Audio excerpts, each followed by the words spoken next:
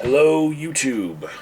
Agent of Doubt here, once again for a ramble, and today I want to talk about a death that just happened, and I want to talk about a different context that I want to just save a memory of. And the reason why I'm making this video is many times when I'm making videos, I have more than one audience in mind. Like, if I'm making a response video to someone personally, that's one audience. But also, there's all the people who are subscribed to this channel. That is the audience of that conversation, that back and forth. That's another part of the audience. So sometimes when I'm talking directly to a person, I also intend for other people to be entertained by that. But also, on top of all that, I have this weird feeling that hundreds of years from now, there will be internet archaeologists who will be viewing our videos and trying to get a feel for what it was like to be alive in our time. And that feeling sometimes runs against another feeling that I have, that sometimes nostalgia in our own lifetimes for things that happened in our generation tends to rewrite history. And so I get this feeling of, not only do I have to capture myself in the moment for those people who might be viewing in the future and learning something, I want to correct things as I see them being rewritten. And today, that thing is the death of Nancy Reagan. Now, Nancy Reagan was the first lady during the presidency of Ronald Reagan in the United States.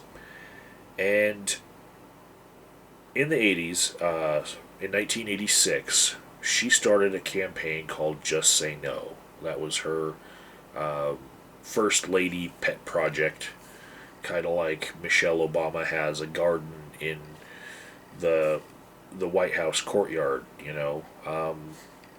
And Michelle Obama tries to get people to get up and get fit and spend a couple minutes a day exercising. That's her pet project. Well, prior to Nancy Reagan, there was, in the realm of addictions, there was Betty Ford, who started the Betty Ford Clinic, and that has a long-lasting legacy of helping people with addiction. And Nancy Reagan's contribution to the world of addiction was not as good as what Betty Ford did. And I will explain this. I've been seeing a lot of really generous eulogies said about Nancy Reagan because she passed today, and none of them are really telling the truth about how effective that Just Say No campaign was. Yes, there was a decline during Ronald Reagan's presidency, during the end of his presidency, in the use of drugs among teenagers and whatnot, but no, it was not due to Nancy Reagan's Just Say No campaign. And it is very much a generous, nostalgic rewriting of history to say that she was teaching kids refusal skills with that campaign.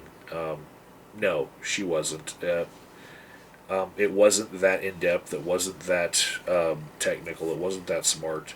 It was reducing the war on drugs to a slogan, so that the First Lady would be seen as doing something, and that thing was in line with the policies of her husband, who started the war on drugs, the ineffective war on drugs. Now, whilst drug use did decline for a while, the Just Say No campaign pretty much became a joke amongst teenagers and young adults. It was laughable. and it showed just how far the disconnect was between those who were making policies and legislation and making campaigns to stamp out drugs, and those who were using them. What really probably affected all of those children who didn't use drugs as teenagers during that time was number one, racism that was alongside the Just Say No campaign. There were many stories of how crack had been hitting urban streets, and it was a black people's drug, and that probably kept a lot of white kids in that era from using the same drugs because they associated those drugs with poverty and being black.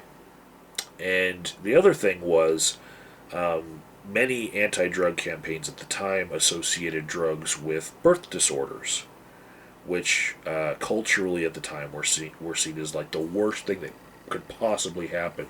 If you had a kid that looked like the Elephant Man, that would just ruin your life. So those probably were way more effective at the time, but over time, say a decade later, they too became jokes as people realized that those were pretty much outlier scenarios, that you weren't going to go completely broke after just one smoke of a joint. You weren't going to go crazy and jump out of a window like in Reefer Madness, and all of these programs really did not connect well with the youth of America. But today, since Nancy Reagan died and she was the first lady, all we hear is nice things about her, and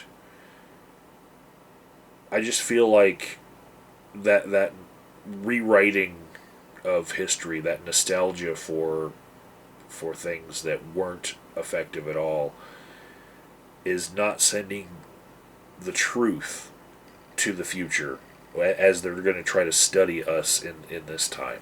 And it's not going to do us any better as far as a real introspective look at what we're doing wrong now as far as the war on drugs. Yeah, abstinence education, be it with drugs or sex, hasn't been effective at all, and we need to really recognize the failures that we've had in our culture regarding trying to rein in the scourges that are going to plague us